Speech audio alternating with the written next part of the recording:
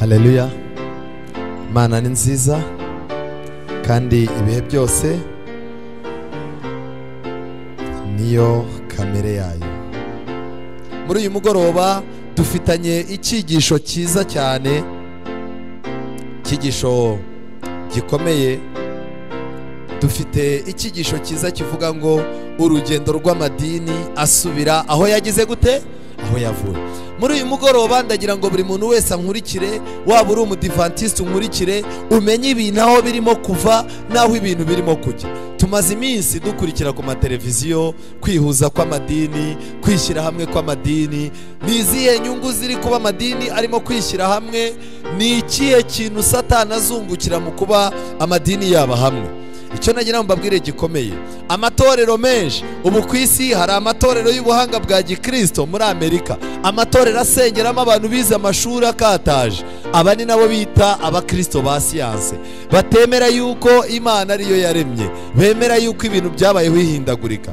Dufite amadini y'ibihe bishyashya, aya madini y'abanyamyuka, aya madini y'abantu berekwa, barondora, batitira, birukana abadayimoni, yitwa amadini y'ibihe bishyashya. Kandi dufite amadini nanone yabanje, tukagira amadini nanone y'ababudiste, abantu batemera Imana namba, batemera Kristo, ariko tukagira n'amadini ya gikristo. Ibi rero kugira ngo umuntu abyumve biramusaba yuko yitoza mu buryo budasanzwe, akumva icyo ijambo ry'Imana rivuga mu gitabo cy'Ibyahishuwe. Igitabo cy'Ibyahishuwe igice cya 17 tuhabwirwa iby'umugore. Uyu mugore yari yicaye ku nyamaswa. Biratangaje ko Ibyahishuwe bita bitubwira ko iyo nyamaswa ishushanya ubwami, ishushanya imisengere, kandi uyu mugore nawe ahagarariye idini rya Babuloni. Biratangaje ko mu gitabo cy'Ibyahishuwe igice cya 12 tuhabona umugore mwiza ushushanya itorero ry'Imana. Ibyahishuwe 17 tuhasanga umugore wa Satani ushushanya idini yayobye ariyo Babuloni. Kandi ariya madini yose mbabwiye aragenda akisuka mu kintu cyitwa Babuloni. Niho bahereye baca umugani ngo inzira zose zihurira hehe? I Roma. Ibi rero biratangaje kubyumva. Uriya mugore mu Byahishuwe 12 maze kubabwira, Bibiliya yamwise umusambanyi.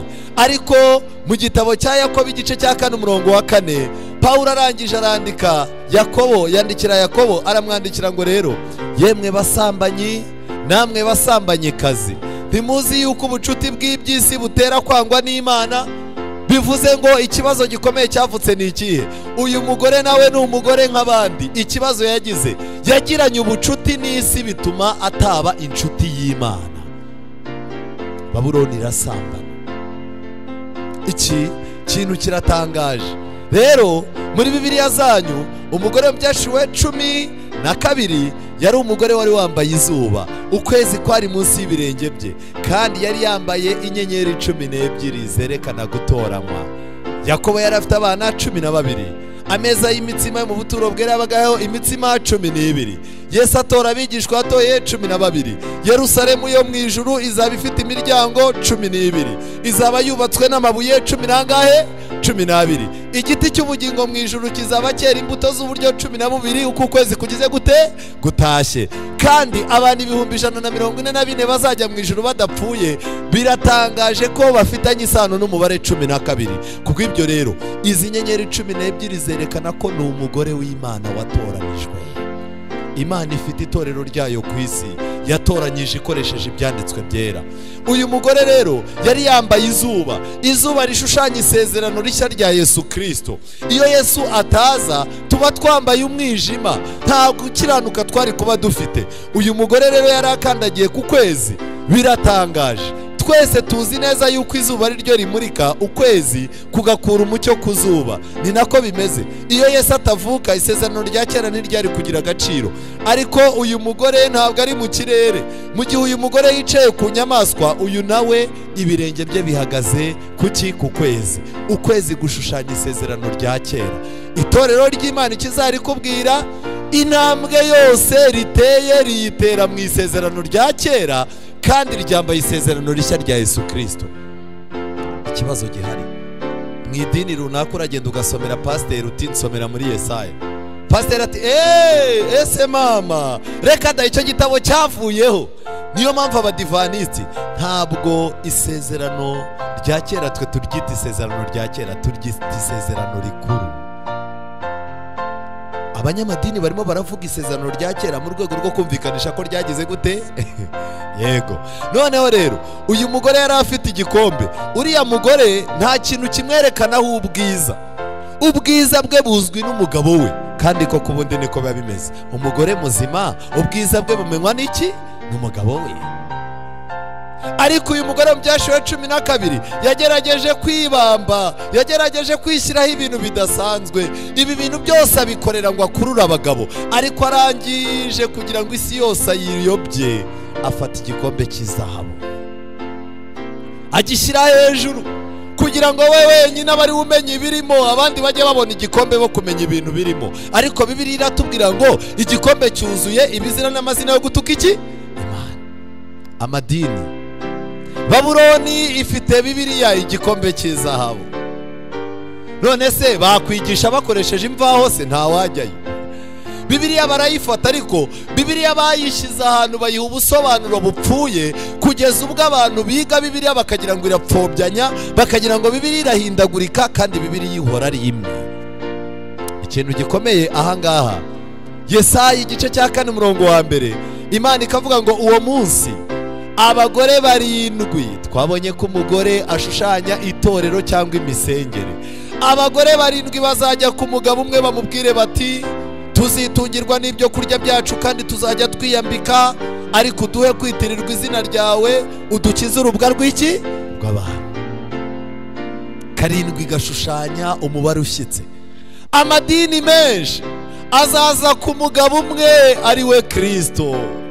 Narangiza amubwira tumva rero tuzitungirwa n'ibyo kurya byacu. Yesu ati mfite ibindi byo kurya mutazi. Ibyo kurya mfite bindi ni ijambo ry'uwantumye. Haleluya.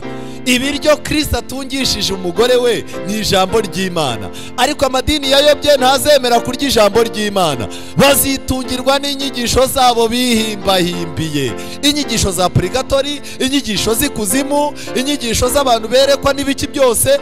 Babwiye Kristo bati tuzitungirwa n'ibyo kurya byacu kandi tuzajya twiyambika. Kristo itorero rye yarigeneye kuryambika umwambaro wera, umwambaro wera ushushanya gukiranuka kwande? Kwa Kristo. Ariko mureba aba bagore, aya madini agomba kwihimbahimbira gukiranuka kwayo. Iwacu twebwe umuntu wambaye agatambaro keza akavuza pendo akakubita ubutayu bw'iminsi 40 aba yabaye umuntu w'Imana. Ariko ibyo nibyo bihagije ngo umuntu abe umuntu w'Imana?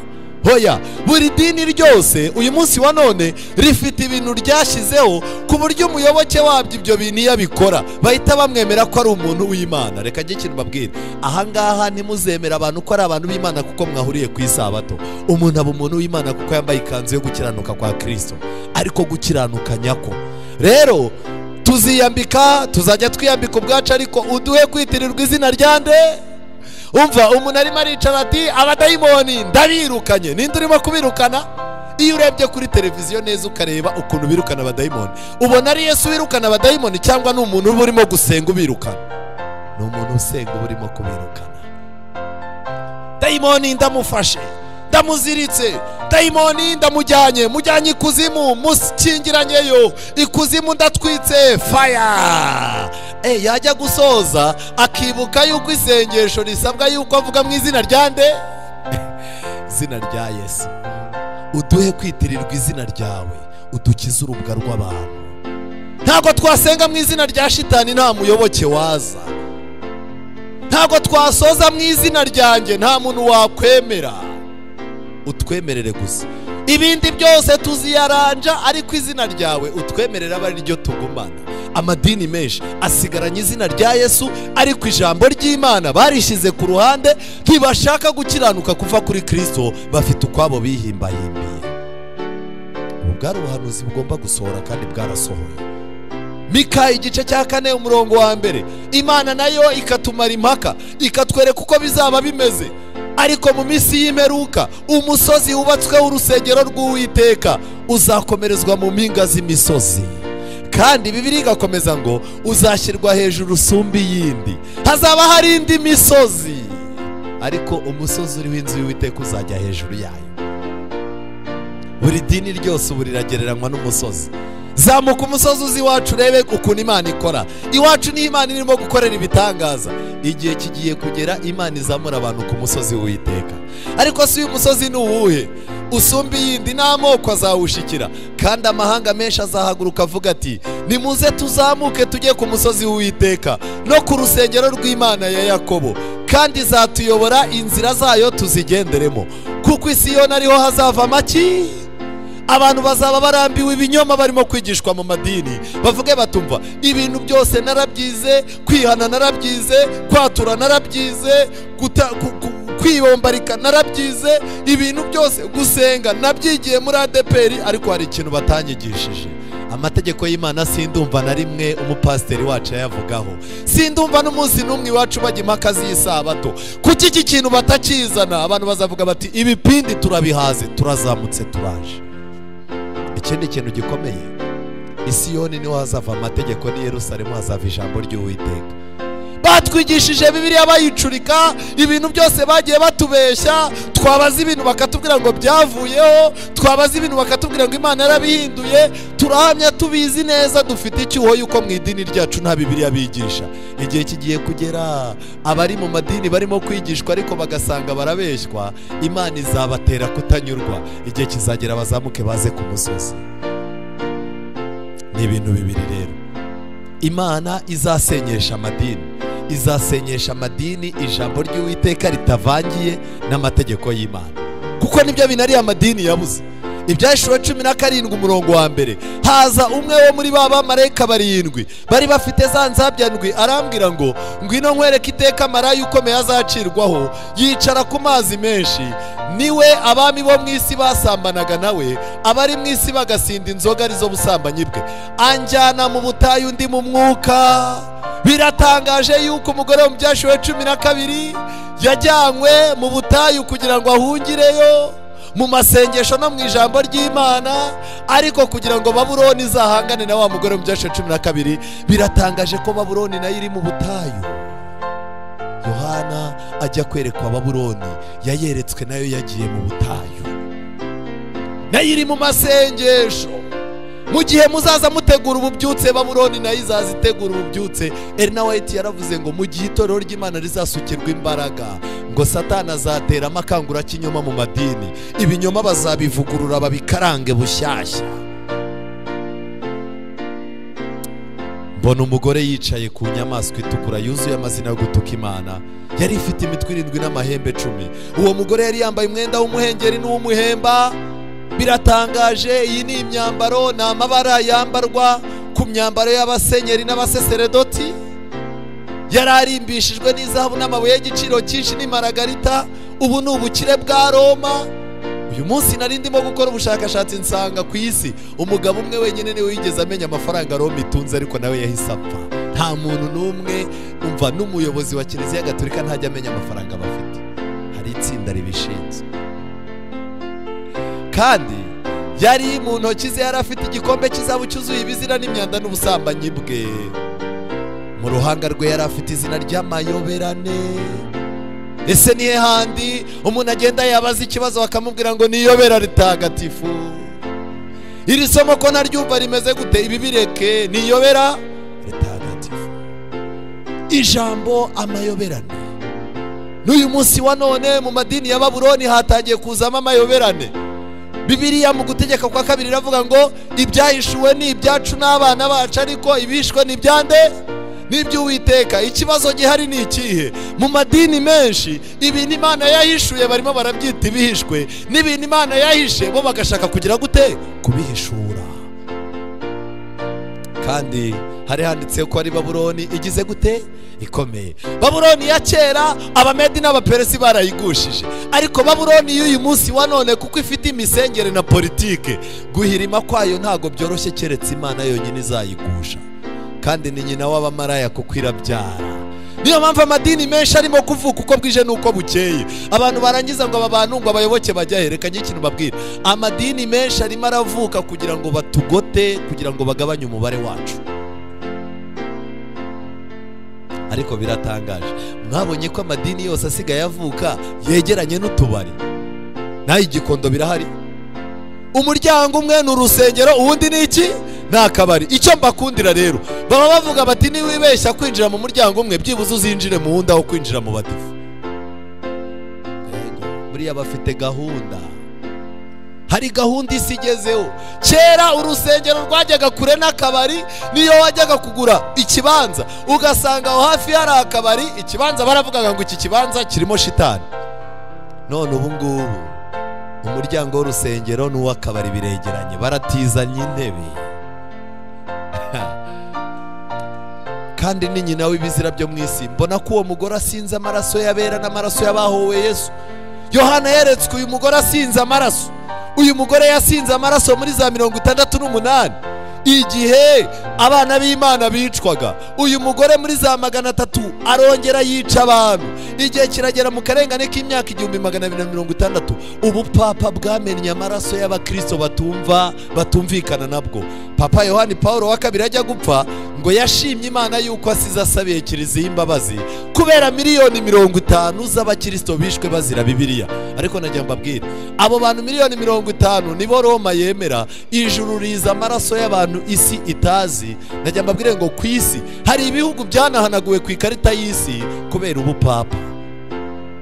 Kandi ikintu gitangaje ni kimwe, uyu mugore wamureba neza muri no minsi afite icyaka. Uyu mugore akunda guhora asinze, ntabwo ajya ashaka kubaho adasinze. None muri no minsi biragaragara ko inzoga zamaze kumubana nkeya, agiye kongera gushaka uburyo yasinda amaraso. Vuba bidatinze hagiye kuba akarengane k'abana b'Imana. Ibi bintu birakomeye kubyumva. Martin Luther akimara kumva inyigisho za kiliziya, Imana imuhumura amaso. Igihe kimwe yafashe Bibiliya arayiba, arayijyana, arayisoma. Mu mezi make yahise avumbura amakosa 95.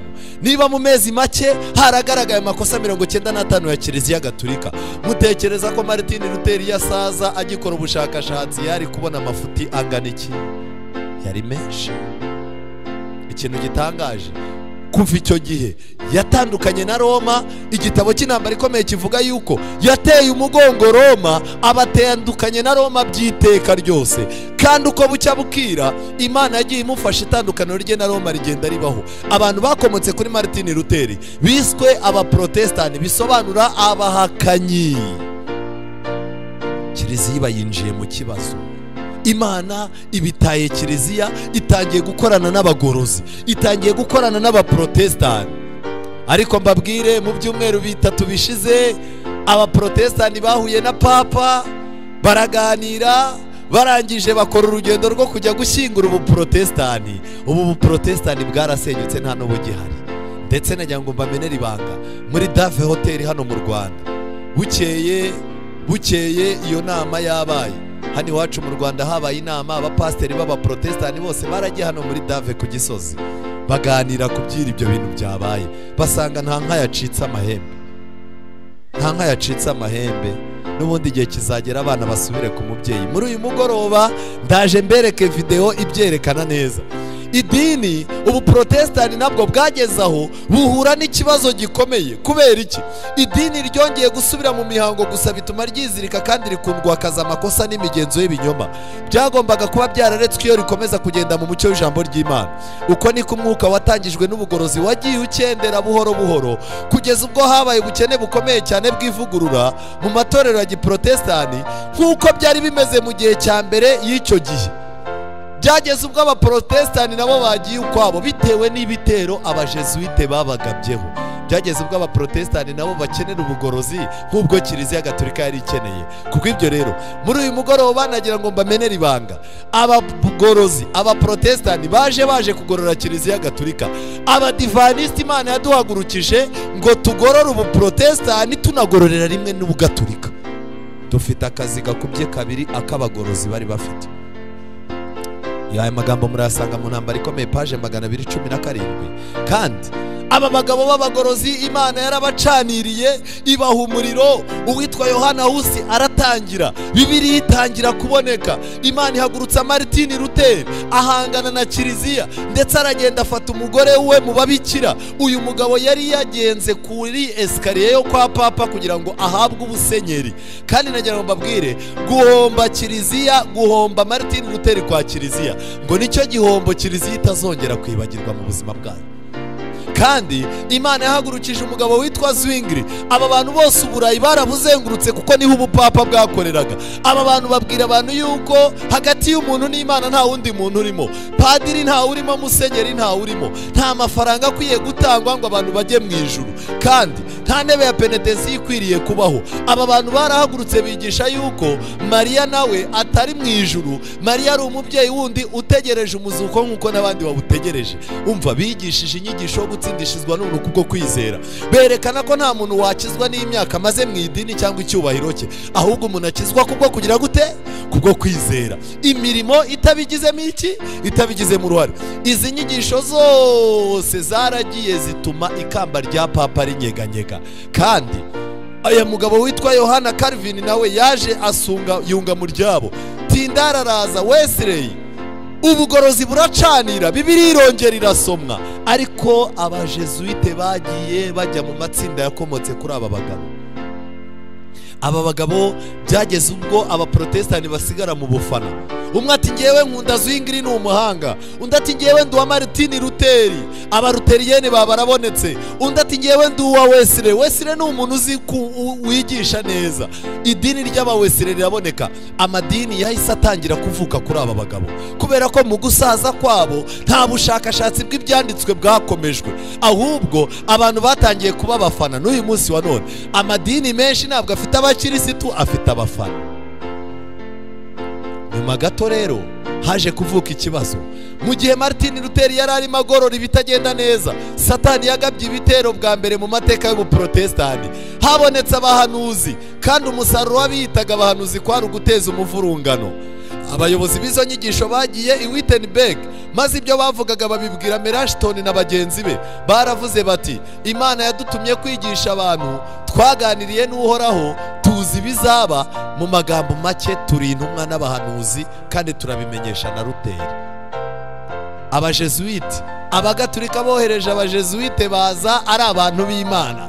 Baza kwa Martin Luther bati, Martin Luther, natwe Imana yavuganye natwe, turi abahanuzi, tuvuga ibizaba. Reka ngikintu babwira, ibitero by'abantu berekwa bavuga ko bavugana n'Imana mu buryo budasobanutse, nibyo bitero bizagabanya umubare w'abadivaniste.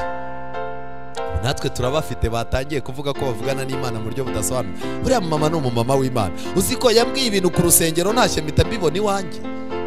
Buriya dufite abantu b'Imana, uriya mumama nta mikino. Nawe yarangiza akakubwira, rega njyewe mu gitondo hari ukuntu Imana ijya ivugana nanjye, nuko wenda wagira ngo ni ubwaka, ariko njyewe Imana rwose buriya muri wa rusengero ninjye muntu w'Imana mufite.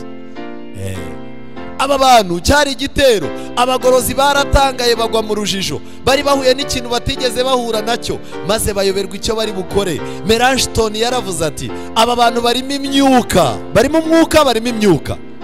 Iki cyari igitero.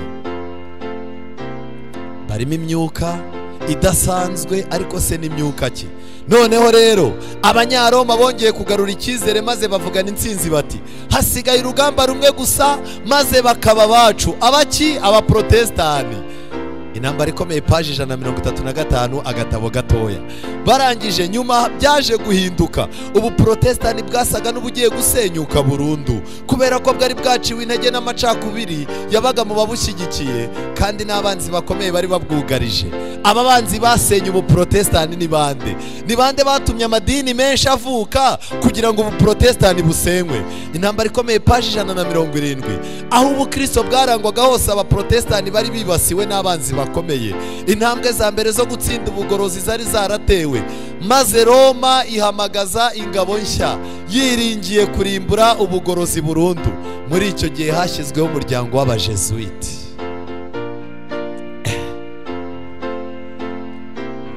Abajesuite, abantu badasanzwe, abantu buri gihugu cyo ku isi gitinya, abantu buri munyapolitiki atinya, abantu buri munyadini wese atinya, abantu buri musirikare ukomeye wese atinya. Abajesuite, itsinda ryashyizweho ngo risenye ubuprotestani, kandi nyuma y'imyaka 500 ubuprotestani bukaba bumaze gusenyuka. Niba ushaka kubamenya, no mu Rwanda barahageze, bafite ibikorwa, bafite amashuri, ni abahanga bakomeye, za kaminuza nibo bazigenzura, ndetse no mu itorero ryacu bamaze kwinjiramo rwihishwa, bageze ku myanya yo hejuru. Abajesuite bagomba gusenya itorero. Kugira ngo abajesuite barwanye abo bayoboye ubutumwa, bacengeje mu bayoboke babo umwuka wo gukabya ubwaka, ubukristo bwo kwerekwa, ubukristo bwo kubona Imana, ubukristo bwo kujya mu butayu. Nzabereka ibihamya, naba babitangije abajesuite. Nyuma yaho Imana yabonye uprotestani bumaze gusenyuka, ihagurutse umugabo witwa William Mireri, irangije amubwira iti ndabona ibintu byazambye kandi ntabwo nkwiye guhomba abana banjye. Mireri yiga ubuhanuzi, yiga inyigisho za Bibiliya, avumbura yuko igihe cyo kwitegura Kristo kigeze, arongera atangira kwegeranya abantu. Muri abo ngabo yegeranyije hajemo n'umukobwa witwaga Elina Harmon, yari avuye mu Bamethodiste. Uyu mugabo yari umusirikare w'umunyamerika, Imana yari imukuye mu Babatiste. Aba bantu rero Imana irabegeranya. Mu cya 844 bari itsinda ritegereje kugaruka kwa Yesu, kandi nagira ngo mbabwire ngo abo bantu Imana yakuye muri ayo madini baje gushaka ijambo ry'Imana, nibo batangiye itorero ry'Abadivanisi. Iri torero ryatangijwe n'abantu bashaka ijambo ry'Imana, bahaza ibinyoma byo mu madini bari barimo. N'uyu munsi wa none umuntu uzaza ahangaha mu buryo nyabwo ni umuntu uzaba arambiwe ibinyoma yigishwa mu madini, akaza gushaka ijambo ry'Imana. Ikintu gikomeye ahangaha nagira ngo mbabwire, nagira ngo mbereke noneho amadini atuzengurutse, ayayabyaye n'igihe yagiye azira. Mu cya 644 Ababatista n'Abaluteriyene baratangiye. Aya niyo madini yabanje nyuma ya Kiliziya Gatolika. Ababatista baratangiye n'Abaluteriyene. Bigaga iki rero? Bigaga Bibiliya, bakiga amasengesho muri rusange. Ni ibintu bibiri bibandagaho bagitangira. Ariko uyu munsi wa none se Ababatista ntibamaze kuvangirwa? Abaluteriyene se ejo bundi ntibasinyiye papa yuko Luteri yayobye? Mu cya 730 kugeza mu cya 740 hatangiye amadini yitwa Evangelical Revival Church. Amadini aje kuvugurura yayandi yo hejuru. Noneho aya madini yo yarameze gute rero? Abamethodiste baravutse, havuka Abapresbyterienne, havuka Abangirikani, havuka n'Abawesleyan. Aya madini ubwo turimo turagenda tugira amadini menshi. Noneho rero aya madini yigishaga iki rero? Amasengesho, guterana, abizera bakiga ibyanditswe, kutanduzwa n'iby'isi no kwirinda imihango y'i Roma. Ni byiza ntago ari byiza? Amadini arasobanutse hariya. Ariko niko Kiliziya yarushagaho kugenda yoherezamo intumwa zayo, ya madini nayo akavangirwa. Nyuma mu cya 790 kugeza mu cya 480 hatangiye kuvuka amadini yitwa Restoration Movement. Ndagira ngo mbwire ngo nubona mu Rwanda idini ryitwa Restoration ntukagire ngo rivutse vuba, ahubwo umuntu aragenda akababwira ati ko mfite abayoboke idini ryite ngo iki, bagatamubwira ati niba nufata izina ryacu agafaranga tuzaza tukaguha. Restoration Movement bari bashinzwe iki rero? Imisengere idasanzwe. Ubwaka butangiye kuza, batangiye kugira imisengere idasanzwe, amasengesho, ibyanditswe bigasomwa rimwe na rimwe. Bibiliya itangiye gucika mu madini. Mu cya 844 hatangiye izitwa Movement Adventist, amatsinda ashinzwe kwitegura kugaruka kwa Yesu. Aya matsinda ni amatsinda y'Abadivanisiti. Iri tsinda rero ry'Abadivanisi umunsi wa 7 rije, Imana yarihaye inyigisho y'ubuturo bwera. Hari aho mwabubonye ruguru? Ntaho. Aba bahawe ubuturo bwera kugira ngo bamenye icyo Kristo arimo gukora mu ijuru, bataba nk'injiji nk'izindi ziri hasi. Icya kabiri, Imana yabahaye inyigisho y'ubuhanuzi. Hari abandi mwabubonanye? Ntabo, kuko bari abantu bagiye kuvumbura no kwerekana ubuyobe bwa Babuloni. Bagombaga kuba bafite ubuhanuzi rero. Icya gatatu, gusenga. Bagomba gusenga. Icya kane, ijambo ry'Imana. Icya gatanu, bahawe abandi batahawe ubugorozi. Bagomba kugorora isi. bagomba kugorora ariya madini yose ari hejuru kuko ibintu byarazambye. Ikindi kintu Imana yabahaye ibwiriza butumwa, bakwiye no kubwiriza ubutumwa kugira ngo umubare w'abazajya mu ijuru ugire gute wiyongere.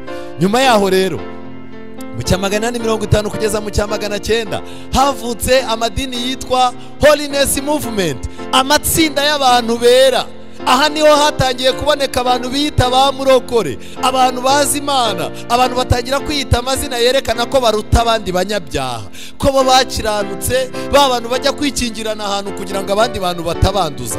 Holiness Movement hahise havuka, yazanye n'irindi tsinda ryitwa Abanazareni Movement, hahita havuka abitwa abakristo ba siyanse, batemera ko Imana yaremye mu minsi 6 kwa 7 ikaruhuka, bemera ko hatangiye urunyo ruhinduka ikinyugunyugu, ikinyugunyugu kirapfuka kiba ikinyabwoya, ikinyabwoya kiragenda gihinduka urundi runtu rurabyimba, magugi iraboneka, maguge ituruka mu buri hagati ya Tanzania na Kenya, magugi izamuka ihinduka ingagi, igera mu Burayi yahindutse umuntu muri zo washize, umuntu abarabonetse imyaka miliyari 600.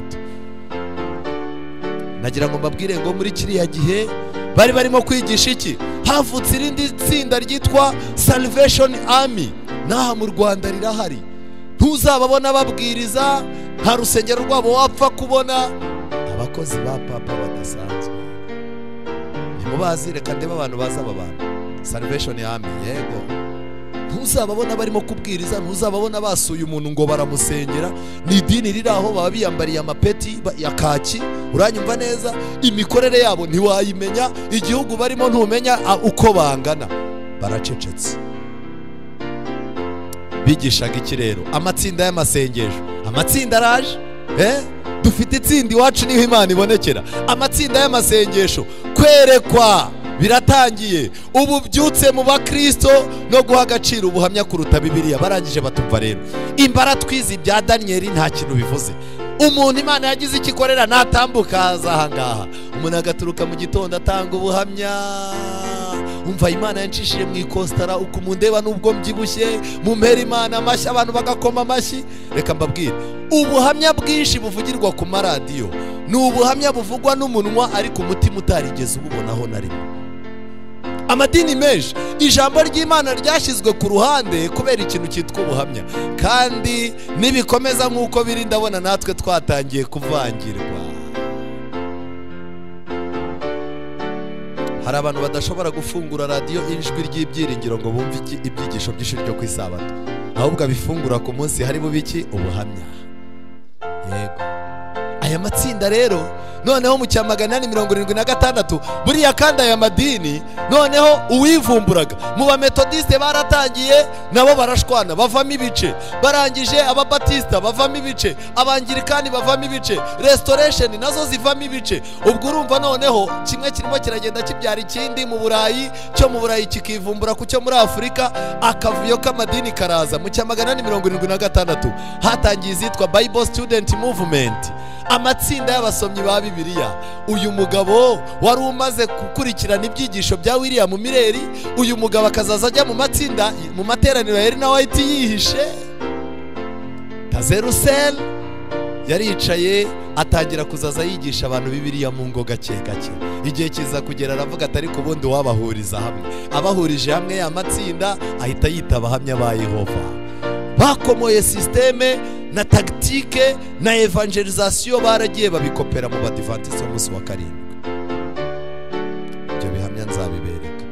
Barangije aba bahamya ba Yehova rero baje bazanye iki? Ibwiriza butumwa nk'uko abadive barikoraga, imperuka y'isi na paradizo. Ubwo binjiye mu buhanuzi ariko ni mu kirere, ntago bazi iyo biva niyo bijya. Kwemera Yesu mu buryo bwegeranye n'amadini atemera ubumana bwa Kristo byahise bituma abahamya ba Yehova bahinduka abandi bagaturika ba kabiri. Buriya abahamya ba Yehova ni abagaturika ba kabiri. Hari ikintu barwanya se? Ibi rero biratangaje, kandi ikintu nagira ngo mbabwire gikomeye,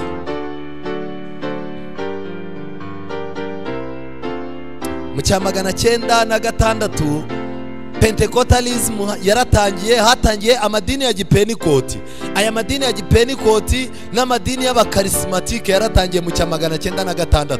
Aha rero noneho kwerekwa inyigisho bakoraga, kuvuga izindi ndimi, ibitangaza, kubonekerwa, amasengesho adasanzwe byaratangiye. Mu cya 901 hatangiye inyigisho zo kuvuga mu zindi ndimi. Mu cya 906 hahise hatangira amatsinda, amadini ya Pentecote. Ariko kubo twiganye Pentecote ntago bivuga umwuka wera, bivuga ikintu cya 50. Noneho rero mu gihe Pentecote yatangiye, muri Kiliziya Gatolika hahise hatangira n'ikintu cyitwa abakarismatike. Abakarismatike batangiye muri Kiliziya Gatolika bameze nk'abapentecote, uretse ko bo ari abagatolika, ariko ubundi abapentecote nabo ni nk'abagatolika. Noheli barayigira ntayo bagira. Pasika barayigira, ubunani barabugira. Nabo bemera ko umwaka n'umunsi birangira saa sita za ryari. Harya Mariya nabo baramwemera, yego. Barerekwa amabonekerwa, cyari ikintu cyo muri Kiliziya Gatolika. ADPR yagikuye muri aba bantu. Icyo rero nagira ngo mbabwire gikomeye muri uyu mugoroba, mu 1940 kugeza mu 1950 hatangiye kuvuka amadini yitwa Neo Evangelical Church. Aba bantu baba neo noneho rero bameze nk'abandi bo hejuru, ariko bo bazanye inyigisho noneho z'iki, inyigisho z'abadayimoni n'imyuka mibi. Buriya nagira ngo mbabwire mu bantu babizi, ADPR ya kera mwigeraga mwumva ibintu by'imyuka mibi n'ibiki byose, barasengaga baririmbaga nk'abadivaniste. Ndetse najya mbabwire mufate indirimbo za korali Hoziyana zo muri za 89 za 90 n'iki, indirimbo zabo zari zimeze neza, n'amagambo yabagamo zari zimeze nk'iz'abasaruzi n'iz'abagenzi. ADPR yari itaravangirwa. Ariko nagira mbabwire ngo uko hagiye haza amadini y'abaneo bagatangira kuzana ibintu by'imyuka mibi n'ibintu by'ibitangaza n'ibiki, ADPR nayo yaje kuva ku mwimerere wayo, ubu nayo byarayiyobeye. Aya madini rero noneho yaje kuzana akavuyo gakomeye, cyane. Icyo nagira ngo mbabwire rero ngiki, none kutubwiye ibi ngibi bimeze bite ku bigendanye n'idini ya Islam? Bimeze gute ku bigendanye n'idini ya Islam ko tutayumviseyo? Yo yaturutse hehe? Ndifashisha igitabo cyitwa inyigisho zibanze ku idini ya Islam. Ese abisilamu nabo bafitanye isano na Kiliziya Gatolika? Mutega amatwi mwumve neza. Ndagenda ndabanza kuri page y'aka gatabo ya 49, inyigisho zibanze ku idini ya Islam. Mutega amatwi. Ivuka ry'intumwa Muhammad. Intumwa Muhammad yavukiye mu mujyi mutagatifu wa Maka ku wa mbere tariki 12 z'ukwa gatatu mu mwaka wa 571 nyuma y'ivuka rya Yesu. Harya ubwo kuvuka kwa Muhammad babibaze bahereye ku ivuka rya nde? Ni igitabo cy'abisilamu ndimo gusoma. Uwo mwaka wiswe umwaka w'inzovu kuko ari bwo umwami witwaga Abrahati yagabye igitero cy'inzovu aje gusenya Al-Kaaba, ariko ntiyabishoboye. Al-Kaaba zasimbuwe n'imisigiti, zari inzu z'ibigirwamana zakorerwagamo imiterekero ya kera, ubu zasimbuwe n'imisigiti. Igisekuru cy'intumwa Muhammad. Intumwa Muhammad yavutse ku babyeyi b'abanyacyubahiro, se yitwaga Abdullah mwene Abdul Muttalib, nyina yitwaga Amina umukobwa wa Wahabi. Abo babyeyi be bombi bakomokaga mu bwoko bwubahitse. Konswa no kurerwa kwa Muhammad. Mutega amatwi aho nshaka kugera. Intumwa Muhammad Imana imuha amahoro n'imigisha, yonkejwe na nyina Amina, nyuma yonsa na Tuwayabatu, hakurikiraho Halimatu Sadiyat. Amaze kugira imyaka 4 y'amavuko bamusubije kwa nyina Amina. Intumwa Muhammad yapfushije se itari yavuka. Nyina kimutwite hashize amezi 6 sapfuye abona kuvuka. Intumwa y'Imana Muhammad imaze imyaka 6 yajyanye na nyina gusura ba nyirarume babaga i Madina. Bari mu nzira bagaruka nyina ararwara za gupfa, maze Muhammad asigara arerwa na sekuru Abdul Muttalib, nawe waje gupfa. Intumwa ifite imyaka 8 isigara irerwa na se wabo witwaga Abu Talib. Uyu Abu Talib yakundaga Muhammad cyane. Ubwo mwamaze kumva uko yavutse. Mutega amatwi rero. Hano bavuga uburyo Muhammad yarongoye, bakanatubwira yuko Muhammad buriya intumwa Muhammad yarongoye bwa mbere umugore witwaga Khadija. icyo gihe uyu mugore witwa Khadija muryandika iryo zina ahantu, yarongoye umugore witwaga Khadija. Icyo gihe Muhammad yari afite imyaka 25, naho Khadija yari afite imyaka 40. ubwo ari we n'umugore umukuru yarinde ako kantu mukandika ahantu. Babyaranye abana 6, hano barabavuga. Imwe mu mico yaranze intumwa Muhammad. Noneho rero najya mbabwire intumwa Muhammad ihabwa ubutumwa. Mutega amatwi rero mwumve noneho isano y'abagatulika n'abisilamu. Niyo mpamvu abisilamu muzabona mu bitabo byacu by'umwuka w'ubuhanuzi, Ellen White uretse igitabo kimwe yabavuzeho, nta handi hantu yigeze abavuga. Ni abagatulika pire. Gute rero? Intumwa Muhammad, Imana imuha amahoro n'imigisha, yakundaga kujya kwiherera mu buvumo. Nta hantu na hamwe muzasanga ubuvumo bwakoreshwaga mu gusenga mu buryo bwa gipagani. Nzabibereka. Yakundaga kujya mu buvumo bwitwa Hira, Imaka, igaragira Imana mu nzira yasizwe n'intumwa y'Imana Ibrahim. Nibwo yahishuriwe ubutumwa, hari mu kwezi kwa Ramadhani mu mwaka 610 nyuma y'ivuka rya Yesu. Noneho rero mutega amatwi, icyo gihe intumwa Muhammad yari afite imyaka 40 y'amavuko. Nyuma intumwa y'Imana Muhammad yivugiye ubwayo ko marayika Jibril, ubwo ni Gabriel, marayika Jibril muri ubwo buvumo yamusanzemo aramubwira ati soma. Intumwa Muhammad iramubwira iti ntabwo nzi gusoma. Muhammad ntabwo azi gusoma. Korowani nicyo cyatumye bavuga ko yamanutse mu ijuru, kuko ntibari kuvuga ko Korowani yanditswe n'umuntu utazi kugira gute, utazi kwandika. Batavuga ati rero Bibiliya mujye ivugwa ko yanditswe n'abantu, mwe mujye muvuga ko Korowani yahanutse mu ijuru, ari ururimi rw'Imana yanditsemo. Noneho intumwa Muhammad ikomeza itubwira iti kugeza ubwo nasomye nsubiramo amagambo yavugaga na marayika Jibril agira ati soma ku izina rya Nyagasani wawe we waremye, yaremye umuntu amukomoye mu gasoro k'amaraso. Soma kandi usingize Imana yawe. Reka mbabaze, Imana yaremye umuntu imukuye mu gasoro k'amaraso? Muhammad atangiye kurwanya. Ndaje mbereke mu bitabo byacu by'abadivantisti. Noneho rero ikintu cyateye Muhammad gukora ibi byose, yigishije umuntu ibyo atarazi. Yewe Muhammad, wowe uri intumwa y'Imana, nanjye ndi marayika Jibril. Akenshi yamuziraga mu ishusho y'umugabo. Intumwa Muhammad yakomeje avuga iti naje gusubira mu rugo, ubwo Jibril yari amaze kugenda, nsanga Khadija wa mugore we, nsanga Khadija mu rugo, mwegamaho musobanurira ibyambayeho. Arambwira ati humura, ndahiye ku Mana ifite roho yanjye mu kuboko kwayo, nje ndabona kuzaba intumwa. Ni Imana yabivuze, ni umugore ubimubwiye. Umugore we niwe ubimubwiye, uzaba intumwa y'uyu muryango w'abatuye isi. Nuko Khadija ajya kureba mwene se wabo witwaga Warakati mwene Naufari, wari umukirisitu. Wari umukirisitu. Uyu yari umukirisitu w'umugatulika. Umugore wa Muhammad akomoka mu muryango w'abagatulika, kandi uyu mugore yarushaga umugabo we imyaka, akamurusha n'iki? N'ubwenge. Noneho rero mutega amatwi rero, wari umukirisitu, akaba yarasobanukiwe amateka, amusobanurira ibyabaye kuri Muhammad byose. Akimara kubyumva aramubwira ati ndahiye ku izina ry'Imana yifite roho yanjye mu kuboko kwayo, Muhammad ni intumwa y'Imana yoherejwe kuri uyu muryango mugari w'abatuye isi. Hari ubuhamya butanzwe n'Imana.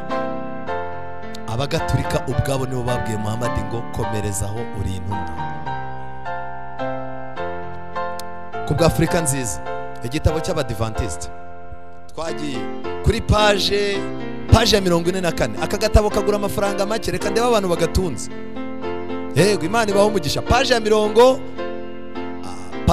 44. Ubwo Muhammad n'abayisilamu badukaga muri 622, ntabwo Muhammad yari afite umugambi wo kurogoya inyigisho za Bibiliya bene ako kageni, ahubwo yatangiye yiyita umuhanuzi w'Imana ya Isiraheli ngo abone uko yikururiraho Abayuda. Abayuda bakimara kumutera umugongo rero, Muhammad yararakaye. Yarabanje abwira Abayuda ati ndi umuhanuzi. Abayuda bari barasenyewe Yerusalemu, birirwa babungera mu bihugu byose. Arashaka kubegeranya ngo babwire ko ari umuhanuzi. Barangije Abayuda bati hoya witubeshya, nubwo turi mu bibazo ariko twemera ijambo ry'Imana, ntabwo Imana yagutuma wowe. Muhammad arangije ararakara, yahise ahindukirira abapagani. ubwo yari amaze umwaka umwe i Medina rero yahinduye umugenzo we wo gusenga yerekeje amaso Yerusalemu, atangira gusenga yerekeje amaso he mu rusengero rw'abapagani rw'Imaka. Niyo mpamvu mu gihe Salomo yavuze ngo abantu bajye basenga berekeye burasirazuba, Muhamadi we yategetse abantu gusenga bareba iburengerazuba. Kandi noneho ikindi kintu bigaragara neza ku itandukana rya Muhamadi n'Abayuda ari naryo ryamuteye kwitoraniriza umunsi wa gatandatu w'icyumweru ari wo Vanderedi, akawugira uwa karindwi wabo ari wo wahoze ari sabato y'Abisirayeli n'Abakristo ba mbere. Nyamara nta hantu na hamwe muri Bibiliya wasangaga iteka ryo kuruhuka ku munsi Muhamadi yafashe. Yaravuze atumva ntabwo ndi bujye dimanche abagatulika bayubatse w'izina, ariko kugira ngo mbereke ko mbarwanyije isabato yanyu ngiye kuyirwanya, ahita azafata Vanderedi. Baramubaza bati ibi bintu ukoze ni ibiki ko Imana isaba abantu kuruhuka ku munsi Imana yaruhutsemo? Ati no, abagatulika baruhuka ku munsi Yezu yazutseho, abakirisitu n'Abayuda bamwe baruhuka ku munsi Imana yaremeyemo yaruhutsemo aribo b'abakirisitu b'isabato. Njyewe mfashe Vanderedi ni umunsi Adamu yaremye. Buriya Abisilamu ntago baruhuka isabato, basenga ku munsi Imana yaremeyeho inde Adamu. Ibi rero binyereka yuko aba ntidukwiye kubibandaho ni ukuboko kwa Kiliziya Gatulika. Abazi amateka mugende mwiga ibya Islamic State, muri busange Islamic State ni abakozi mu buryo butazwi ba Vatican. Harya mbabazi imitwe ya Islamic State batangiye kuyirwanya benda kuyimaraho, ninde wabakiye ubuhungiro? Yabwatse hehe? Mujye mureka kubinjije. Icyo nagira ngo mbabwire twihuta, ubu Protestani bwaje guta icyerekezo. Elena White arabyandika, amatorero y'Abaprotestani muri Amerika no mu Burayi nubwo yari yarahiriwe cyane kuko kwakira imigisha ikomotse ku bugorozi, yaje kunanirwa gukomeza gukurikira inzira y'ubugorozi, bityo idini yongeye gusubira mu mihango. Byaje kugeza ubwo bigaragara ko hakenewe ivugurura mu Baprotestani. Nagira ngo mbamenere ibanga rero, ese amadini yamaze kuba hamwe? Abajesuite bakoze akazi kabo neza, papa bakomera amashyi. Nibyo koko, dore uyu mugabo niwe watangije abahamya ba Yehova, arangije abasigira amwe mu mahame atuma abahamya ba Yehova n'ubu bakiri mu mugozi wa Kiliziya Gatulika n'abagatulika mu bundi buryo. Ikindi kintu gikomeye, uyu mugabo niwe nababwiye witwa David Du Plessis. Uyu niwe watangije amadini y'Abapentecote ndetse bamwita Mr Pentecost. Uyu mugabo mwandikira izina rye mugende kuri internet muri bonaho amateka ye. Niwe wazanye ibintu byo kuvuga indimi no gusenga batitira, ariko wamureba mu mateka ye ni umukarismatike w'umugatulika. Ikindi kintu gikomeye, uyu mugabo yitwa Billy Graham. Uyu ni utoza aba bantu bakora ibitangaza, afite kaminuza ikomeye. Aba bantu b'abapotre n'abaki ni ubatoza, aba bantu bavuga indimi n'iki. Uyu mugabo witwa Billy Graham yayobeje isi, ariko nawe connection ikomeye n'ubupapa. Hano hirya witwa Kenneth Copeland, uyu niwe urimo gutreninga aba bantu bashinga amadini, kandi niyo bashatse ubufasha bwo gushinga amadini abibafashamo. Mu mwanya ndaje mubereka ari kumwe na papa, arimo kuganira na papa. Rero amadini byamaze kurangira. Aha nguriya Kenneth Copeland, habitwa ba Joyce Meyer, murabazi bageze mu Rwanda banditse ibitabo. Nguriya umugabo witwa Rick Warren, umugabo w'umuhanga cyane ufite amateka akomeye. Bari kumwe na papa arimo kubabwira ati akazi murimo muragakora neza. Ndajya mbabwire ngo twebwe turi hano muri Afurika, turimo turazenguruka mu madini, turimo turagurirwa mu nsengero, ariko abayoboye aya madini baza aho barimo kujyana abantu. Intambara ikomeye paje mu 395. Muri iki gihe ubupapa bwuzuye n'Uprotestani cyane kuruta imyaka ya kera mu bihugu bimwe, aho ubugatulika ifite abizera bake kandi ubupapa bukaba bukora ibikorwa byo kwiyunga kugira ngo bwireherezeho abantu. Uhasanga hari ukutita ku nyigisho zatumye amatorero y'ubugorozi atandukana n'ubutegetsi bw'ubupapa. Igitekerezo gikomeje gutangwa n'Abaprotestani bagira bati, na mbere hose ubu ntitugitandukanye cyane kuko ku ngingo z'ingenzi nk'uko byari bimeze mbere, kandi akantu gato k'umwihariko kari kadutandukanyije kazatuma twumvikana na Roma. Ikindi kintu gikomeye, ijambo ry'Imana ryatanze imiburo ku kaga kagiye gutera. Mureke ibyo byirengagizwe maze Abaprotestani bageraho bamenye neza imigambi nyakuri ya Roma, uretse ko bazabyibuka barakererewe. ngaba abaprotestani ntibazi ibintu barimo, baratitira ntibazi tagitiki ituma batitira, baravuga indimi ntibazi aho zaturutse ngo ni iz'ijuru kandi ni iz'abadayimoni, barimo barahabwa ibintu barasenga ku cyumweru cyashyizweho giturutse kwa papa, barizihiza noheri yatangijwe n'abapagani ba kera b'abaroma, ariko bari imbere y'Imana babwira Imana ngo ibiyereke. Iki ni ikintu gikomeye. Itorero Gatulika ry'i Roma riragenda risatira ububasha bwaryo ryahoranye bucece. Inyigisho zaryo mu biterane muri za kiliziya zirategura inzira mu mitima y'abantu, riregura rwihishwa inyubako yaryo yaguye kugira ngo rigarure akarengane mu bataryemera. Mu minsi yashize aba baririmbyi dufite barimo kuririmba indirimbo z'isi, abenshi bahoze baririmba indirimbo zo mu nsengero. Muri no minsi ujya kubona ukabona King James agiye kuririmba yambaye ishapure, kandi mu myaka ishize yari umudivanisiti. Mani Marite arimo araririmba n'urushapure, umuntu wari uri muri ADPR mu myaka ishize. Aba baririmbyi bose kuki barimo kuririmba bambaye ishapure? Kiliziya Gatulika irashaka kureshya abantu no mu ndirimbo.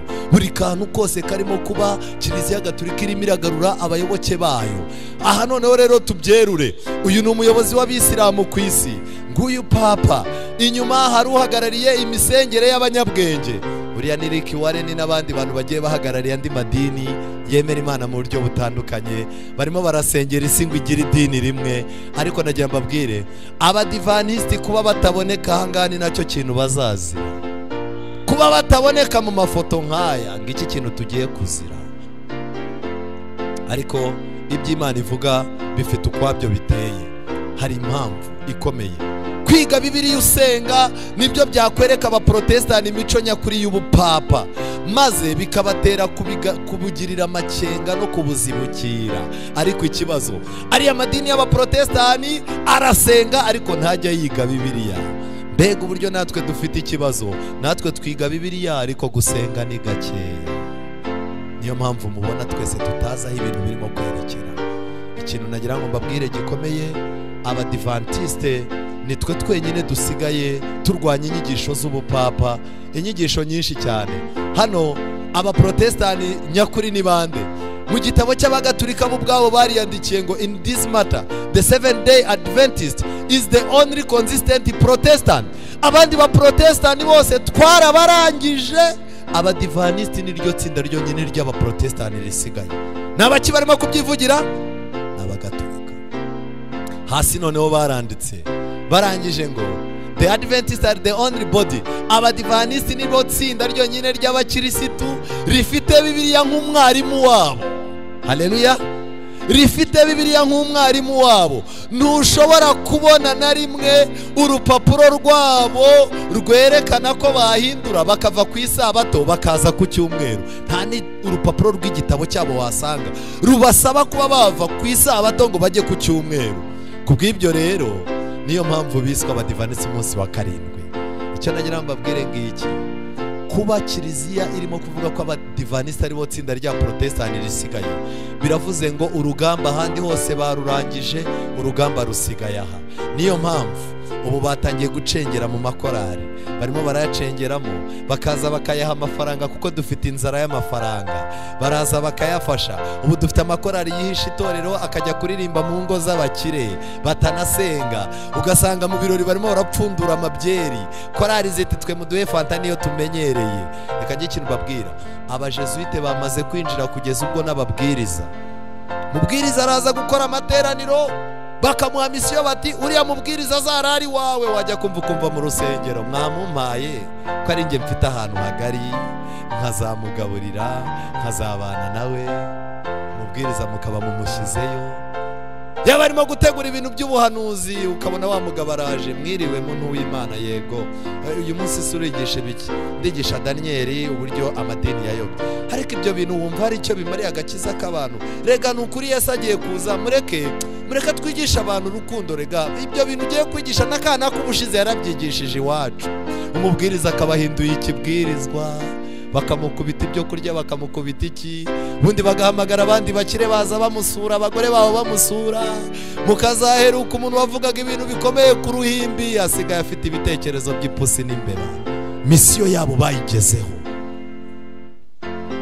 bahawe gahunda y'uko bagomba kwinjira mu itorero, bakinjira mu mashuri y'abapasiteri, kandi kubera ko ari abanyabwenge bagasohoka bafite amanota menshi kurusha abapasiteri b'umwuga, yarangiza yagera mu bantu agakundwa nabo, agatangira kuzaza acungana n'abakire, akamenya abakire bari mu itorero, akamenya abize amashuri, akamenya buri muntu n'idini yavuyemo, bari ku kazi kandi barakomeje.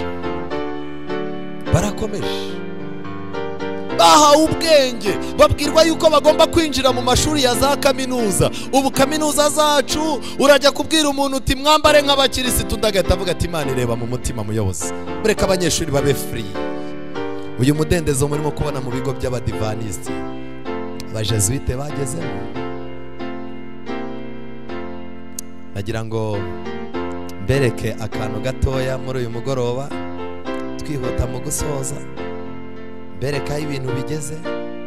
Ukira azakira, udashaka gukira nta kindi twamukorera. Ariko nagira ngo mbabwire bantu b'Imana, ni igihe cyo gukanguka, icyo cyo nakibabwira. Aha hari ibintu bikomeye, reka mbereke disikuru ijya intera ubwoba.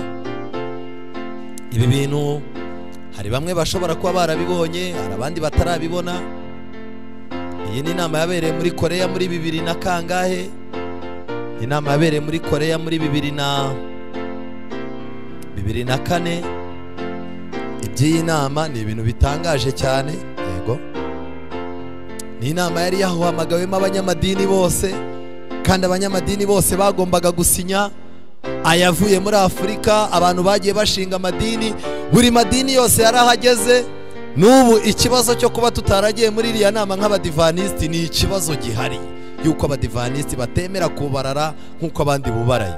Rero ahangaha barimo barahamagara, bagiye guhamagara buri bantu bose bagiye bahagarariye amadini, kandi barimo kwigisha abantu yuko bagomba kugira ubumwe. Ubwo bumwe bwabo bukaba ari bwo bubahuza. Iyi nama yabereye muri Korea, abanyamadini bose bajyayo, kandi Korea ni igihugu kitemera Imana. Aha rero bagiye kugenda bahamagara buri muntu uraza gusinya.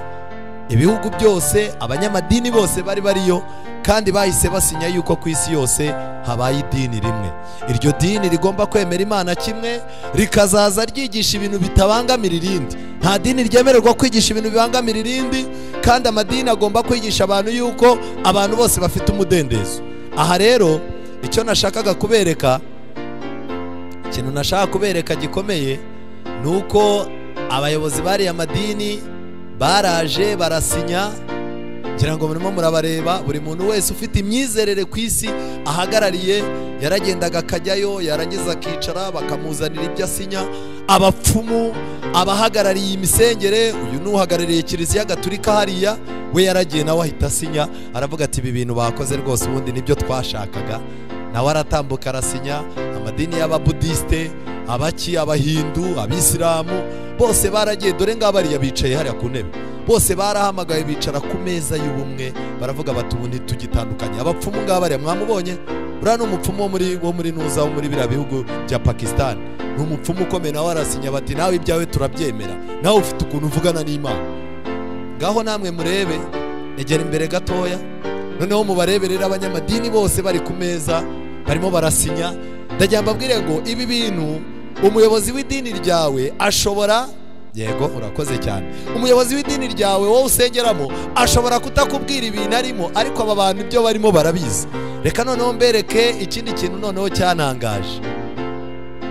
Ikindi kintu cyantangaje ahangaha, hano nagira ngo noneho mbereke abaprotestani.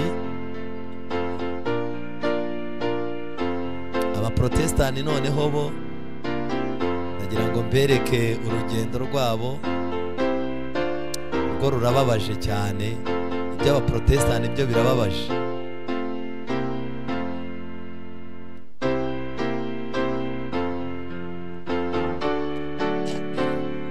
Iki ni ikiganiro cyakozwe n'umubwiriza w'umudivantiste witwa Doug Batchelor, kugira ngo muramuzi, yatubwirije kuri satellite.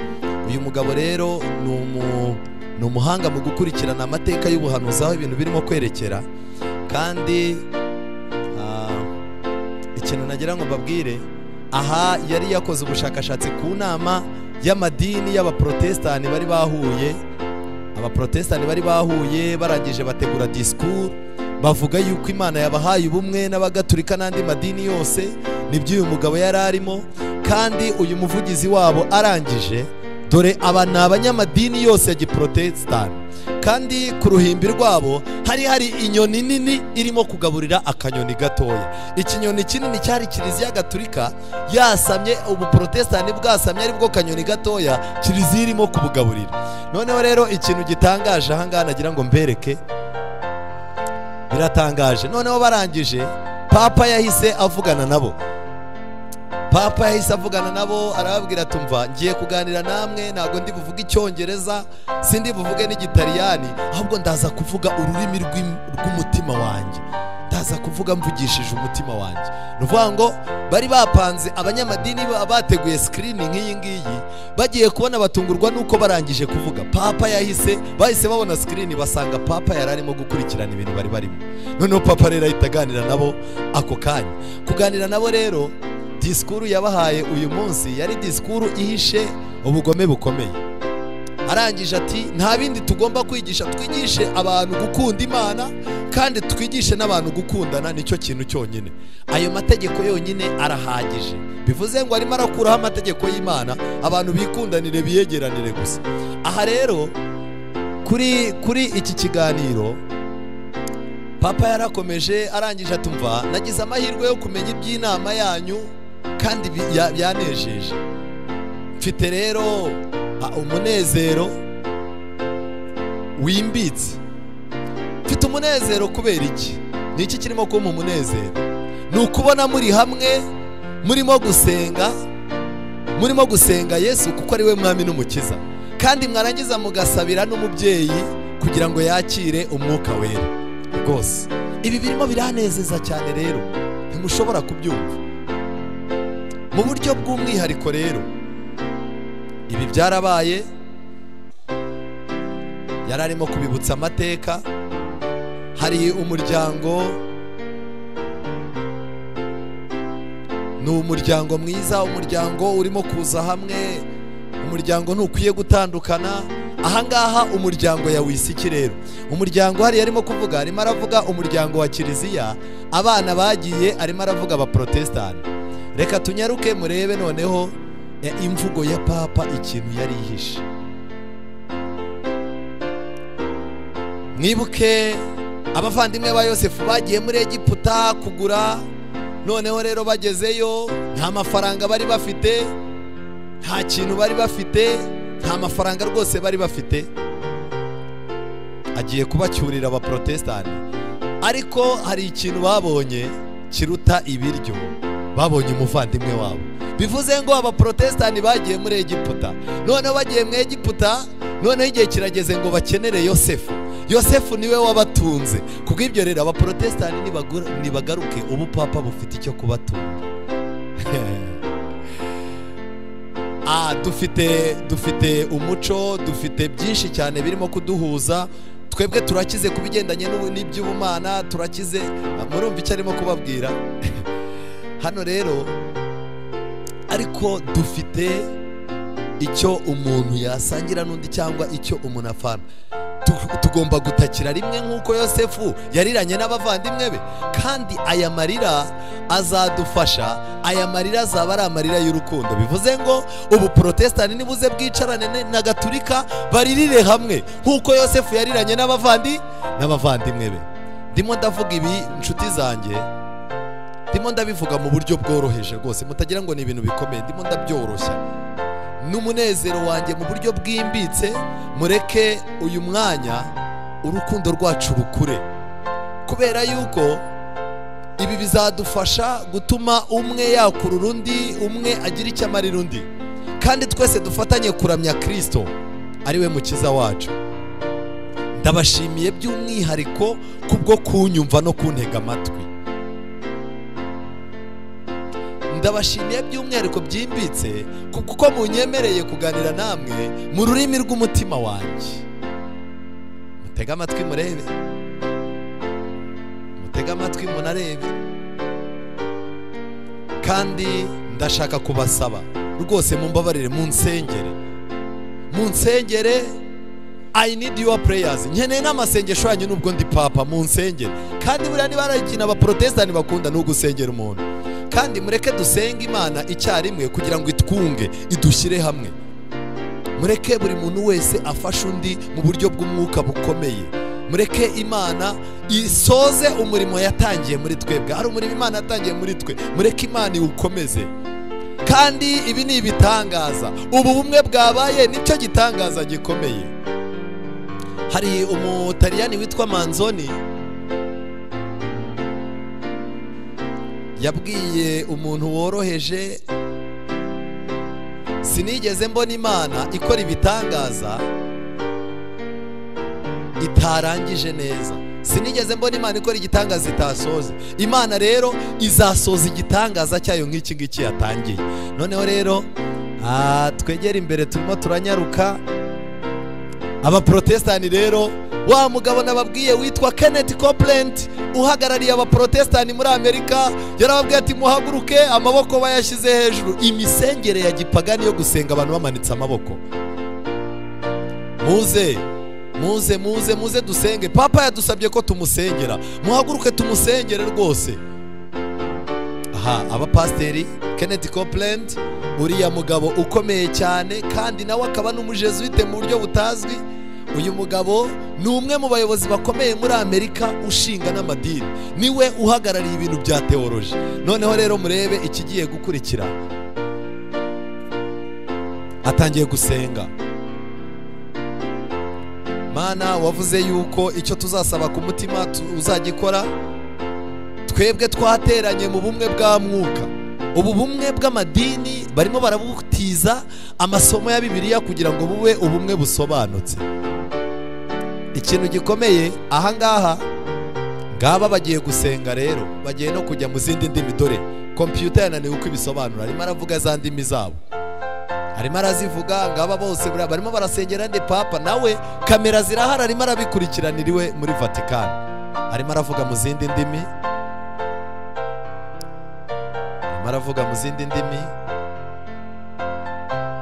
bari barimo gukoma amashyi hariya. Ntabwo dufite intuza, mureke mwumve ibintu agiye kuvuga. Aracyavuga izindi ndimi n'ubundi. Barimo barasengera nde papa kugira ngo Imana ikore ibitangaza, ihuza abana bayo batandukanye. Mana urakoze, Mana urakoze, mubyeyi urakoze, Mana urakoze, Yesu Kristo urakoze cyane. Tony, nzanira telefone yawe. Tony ni wa wundi watangaga ikiganiro kuri abaprotestani. Zana telefone yawe hano, murebe ibintu bigiye gukorwa muri iri teraniro. Iri teraniro ni ryo rya nyuma ryasenye ubuprotestani burundu. Tony nguriya, ndashaka yuko wohereza message iri kumwe na video ukabyoherereza papa, kugira ngo papa abone yuko twese turi aha ngaha turi kumwe nawe. Murebe rero ikintu bagiye gukora. Agiye kuvuga. Dufashijwe n'umwuka wera, turizera ibintu byose wavuze ngo tugusengere, turabyiringiye kandi twizeye yuko iby'Imana yatangiza bisoza. Abaprotestani bari hehe? Bari hariya. Agiye no gufata Bibiliya. Abanyamadini baraha. Icyifuzo cyacu muyobozi ni icyifuzo kigaragara mu Befeso igice cya 4, kivuga ngo mu gihe twese tuzaba duhuriye mu bumwe bw'umwuka. Ariko murumva amasomo ya Bibiliya bayacuritse, bamanitse amaboko.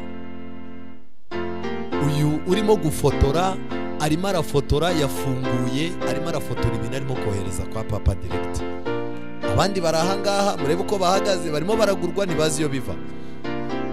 Ibi bintu bifite agaciro, tubihaye umugisha n'imitima yacu. Turagushimiye cyane, dushimye Imana ku bwawe rwose. kandi buri muntu wese muri twebwe hano aratura arerura avuga ko uhawe ikaze kandi twese turi hamwe. habwa umugisha, barimo baramuha umugisha, twese tugusabiye umugisha rwose. Amen, amen, bakomye amashyi, amen. Barimo barasengera nde? Nyir'ubutungane arimo arabafotora. Mureba abantu bari ni abapasitori, ababishopu, abapotere n'abarevera n'abantu bakomeye mu bashinga amadini. Mutega amatwi disikuru rero igiye kuba. Aramubaje ati se byarangiye? Yego rwose nditeguye. Ikintu nagira ngo mbabwire ahangaha mugomba kwitegereza,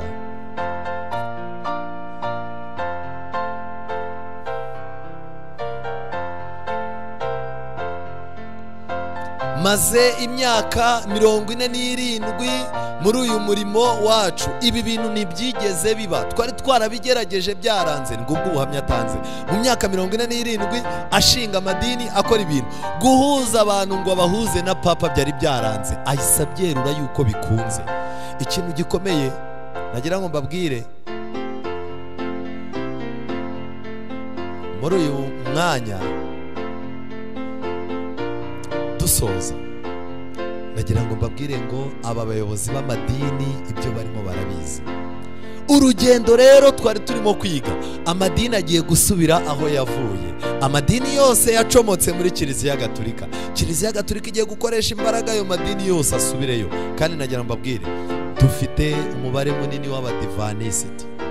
Ezekiyeli yeretswe itsinda ribabaje, kandi iryo tsinda n'iwacu ririmo.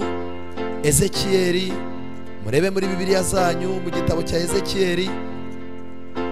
Ezekiyeli yeretswe ibintu bibabaje mu gice cya 8. Ezekiyeli arangije murongo wa 16 ati, nuko aranjyana ngeza mu rugo rw'imbere rw'inzu y'Uwiteka, maze ndebye mbona ku irembo ry'urusengero rw'Uwiteka hagati y'umuryango n'igicaniro abantu bagera nko kuri 25 bari bateye umugongo ku rusengero. Bivuze ngo bateye amahame umugongo, babangamiwe n'ibintu bibera mu itorero. Bari bateye imigongo ku rusengero rw'Uwiteka, bareba iburasirazuba kandi basengaga izuba berekeye aho rirasira.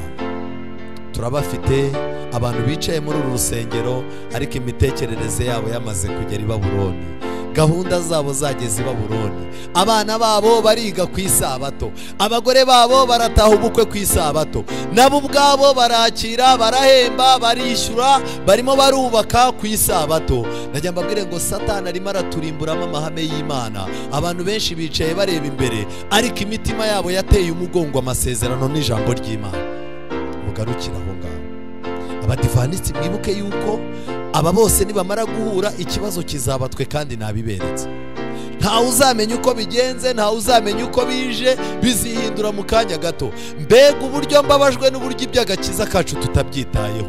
Mbega uburyo mbabajwe n'uburyo dufite ibitabo tutagisoma. Mbega uburyo mbabajwe n'uburyo turimo kuririmba indirimbo ariko ubuhanuzi n'agakiza bikaba nta bihari. Mbega uburyo turimo kubwiriza abantu ibintu bitabaho umurango barebaho igihe kigeze.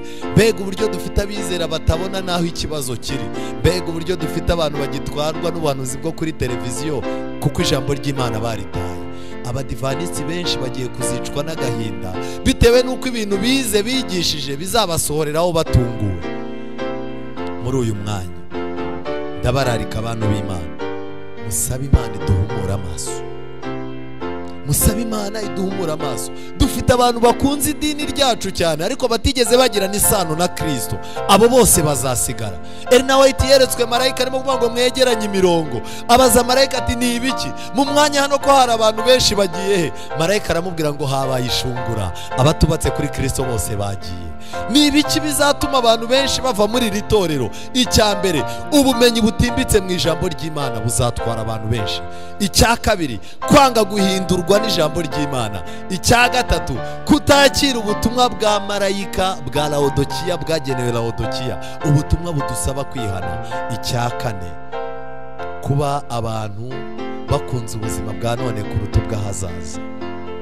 Reka njye ikintu mbabwira, uyu munsi wa none nimusabe Imana yongere ibagaruremo amahame yayo. abantu bari mu mwijima w'icuraburindi, amadini arimo aravuka, abantu bakagira ngo niki, reka da, Babuloni irimo iragenda ivugurura gahunda zayo. Abantu bagiye kugotwa ni twebwe. Muzarebe, ubu Satani yaducometse inshuti tutizera kimwe, yaducometse ababosi tutizera kimwe, mu minsi mikuru yacu ibiyobowe n'abantu tutizera kimwe, abajyanama bacu bakomeye nabo tutizera kimwe, abajyanama bakomeye b'amakorari yacu nabo tutizera kimwe, abantu bagirira akamaro ababwiriza bacu nabo tutizera kimwe, abantu barimo gukurikirana iby'itorero ryacu nabo tutizera kimwe. Nguwo umutego. Dusigaranye izina ry'abadivanisi gusa, ntago tukiri abagorozi. Kera umudivanisti yageraga ku meza ugahita umenya ngo aya meza ariho umugorozi. Umunsi umwe bahamagaye umusaza w'umudivanisti, baramubwira bari ku meza, bazanaho inzoga n'ibiki byose, baramubwira bati senga. Yari yicaranye n'abayobozi muri politike bakomeye, arangije arahaguruka abwira Imana ati, Imana ngushimiye yuko uri mu ijuru twitegereza ubwo tugiye ku meza, ibyo wejeje bikomeze byera, ibyanduye bikomeze byandure none n'iteka ryose. Abantu barangije bari bagiye kunywa barabireka bati, umudive yahamagaye Imana tubinyweye yaduhitana. Byibuze twari tukiri abagorozi ku meza, none ameza yose turayicaraho. Umudivanisti mwabaga inshuti, ukaba uzi ko ari wa muntu wo kwitabaza mu gihe cy'akaga, ukaba uzi ko ari umuntu w'Imana wagisha inama. None nabo bamaze kuba bamanyanga nk'abandi. Umudivanisti yarazamukaga yajya muri politike, tukaba tugize umugisha, tukavuga tuti byibuze umucyo wacu agiye kumurika hariya. None nibo barimo kurya ruswa. Reka ngere ikintu babwira, birabasaba kugaruka ku isoko. Urugo rw'abadivanisi ntirwatekaga ku isaku wa nyuma no ku isabato, none twese twabaye abasirimu. Abakozi bacu twese nta badivanisi tugikoresha. Kubera iki? Umukozi utari umudivanisti urumwohereza guhaha ku isabato, akajya ku isoko akagura inyama. Abantu bakubaza bati, iwawe ko mwatetse ku isabato mudive? Uti mfite umukozi utari umudive, uriya nawe azankuraho. Cyahehe se si gahunda muziranyeho?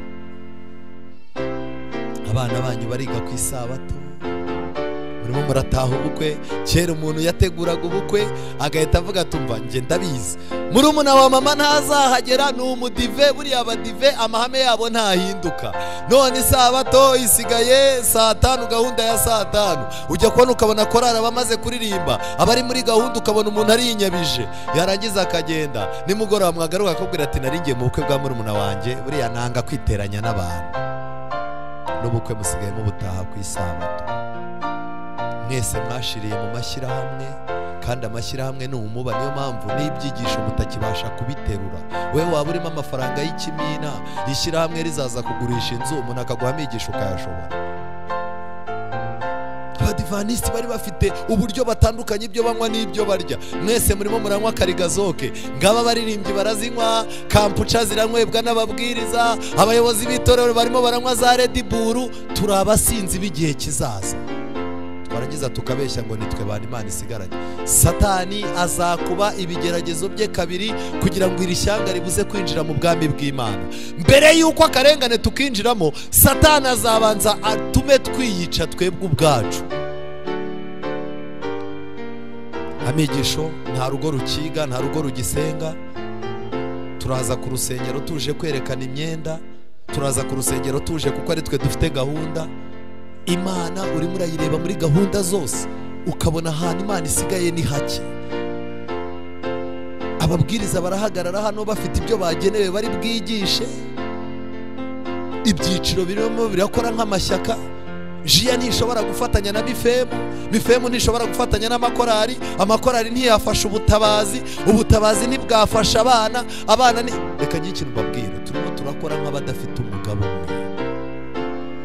Imbaraga z'Imana se zirava heza.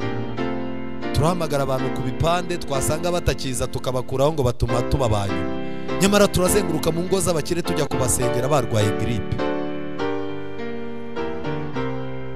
Imana irimo irohereza abakozi. Umuntu w'Imana iyo ahageze ku rusengero aje kuruyobora, muratangira yabangamira kamere zanyu, yabangamira abagore b'abanyamafaranga, yabangamira abagabo baparika amamodoka.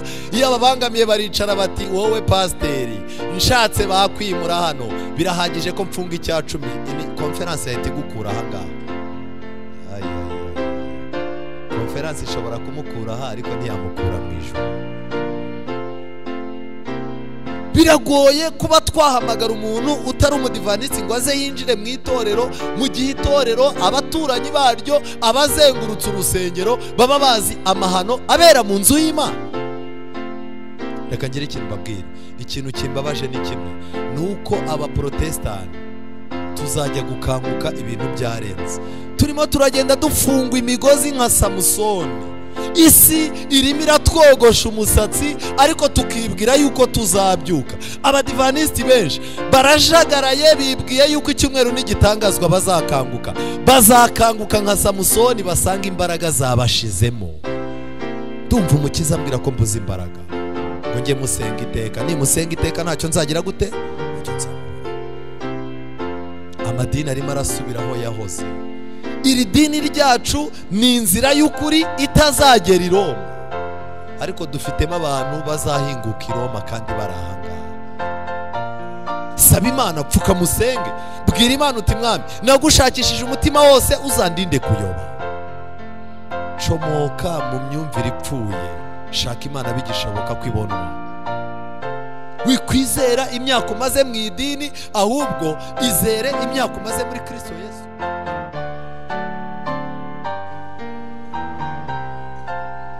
Babwire ikintu gikomeye,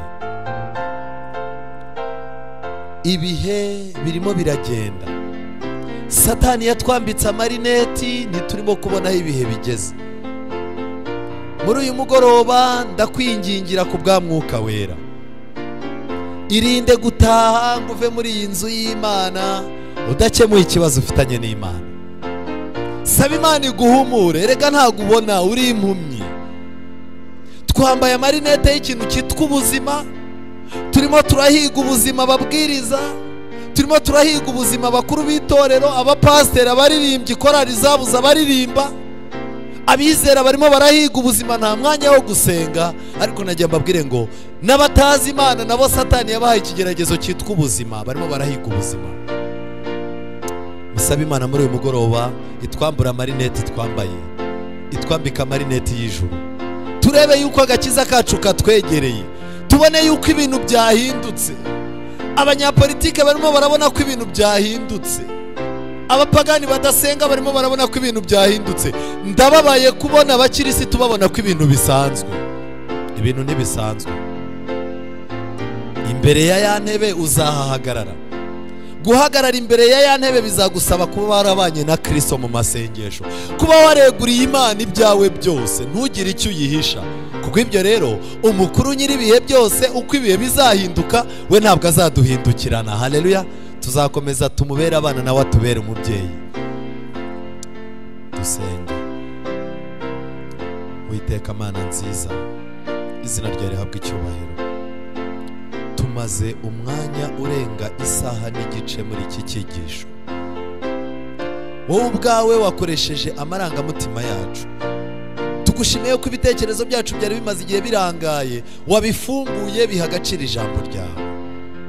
Tugushimiye amahirwe waduhaye yo kugera mu nzu yawe. Ariko nanone tugushimiye yuko dukuye ikintu cyari kidukinze ku maso, tukaba tubasha kubona aho ibihe bigeze. Twicaye mu madini ariko ntituzi ibyo Satani arimo gutegura mu madini. Isi igeze ku iherezo. Ubuhanuzi buvuga yuko imbaraga z'ikibi zizihuriza hamwe kugira ngo abana b'Imana bajye mu bihe bigoye. Ariko abana b'Imana turarangaye. Humura amaso yacu. Dusanze nubwo abandi basenga ku cyumweru, hari n'abenshi bamaze kugera ku cyumweru batabizi. Mama Uwiteka, turakwiyeretse n'imiryango yacu, tukweretse abagore bacu, tukweretse abagabo bacu, tukweretse abana bacu, tukweretse imikorere yacu na gahunda zacu, ngo turinde kuvangirwa.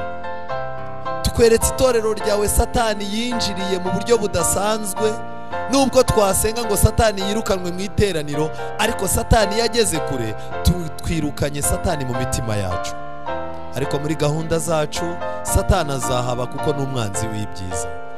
Reka rero muri uyu mwanya tugusabe utubabarire ibyaha byacu, weze imitima yacu.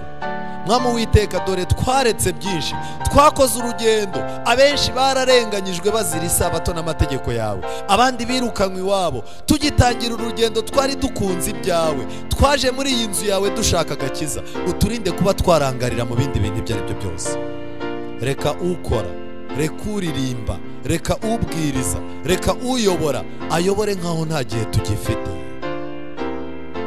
Utwambike imbaraga muri iyi sabato yawe, ubwo urimo kuruhura kwizera kwacu, ubwo urimo kuruhura imibiri yacu yarirushye, uruhure no kwizera kwacu kugira ngo guhinduke gushyashya. Hari abana bawe bahagurutse hano imbere, ntibanejejwe n'icyo satani yabakoresheje, bamanitse amaboko yo kwizera, barimo baravuga ngo ninde wangize uyu mubiri untera gukora ibyaha. Mwami Uwiteka, reka bakirire muri Kristo Yesu. Bafashe umwanzuro mwiza, ubarinde kuzongera kwicara. Ubu tugiye gutaha, tugiye kuryama, ariko ku isi hari inama zirimo kuba zo kugira ngo icyumweru gisinywe. Ku isi hari inzira zirimo gutegurwa ngo amadini asenyukire mu idini rimwe.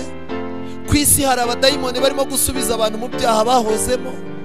Ku isi hari imbaraga irimo gutuma abantu bapfuka amatwi ntibakire ubutumwa bwiza. Ubwo tugiye kuryama, utubere maso.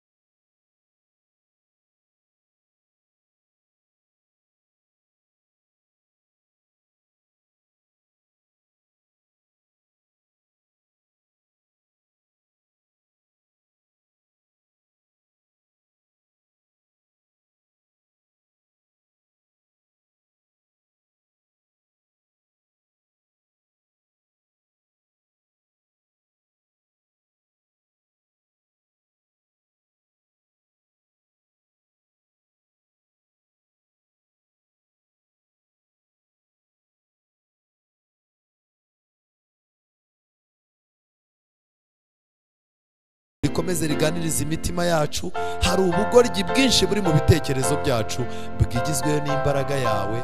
Reka cya kiganza cyawe kiruhura kigaragare mu miryango yacu. Reka icyo kiganza gikore ku barwayi kugira ngo bakire muri uyu mugoroba. Reka icyo kiganza gikore ku bagize ibibazo bikoreye agahinda kugira ngo ku munsi w'ejo tuzabe turi mu munsi wawe mukuru twishimye. Ubw'isi irimo kwitegura kwizihiza gusoza umwaka, twebwe ntabwo twifuza gusoza umwaka. Tangirana umwaka mushyashya n'imitima yacu. Utwambike umwambaro mushya w'agakiza kugira ngo ubwo abantu benshi bagiye kugenda muri iyi si bambaye ubusa, twe dukomeze twambare umwambaro wawe wo gukiranuka. Twagusaba byinshi, reka iby'ijuru ryatugeneye byatuma tuzaboneka iwawe, byatuma tuzahangana n'inyamaswa n'igishushanyo cyayo, kandi tugatabaruka tunesheje. Aba ari byo uduhera ubuntu muri uyu mugoroba mu izina rya Yesu.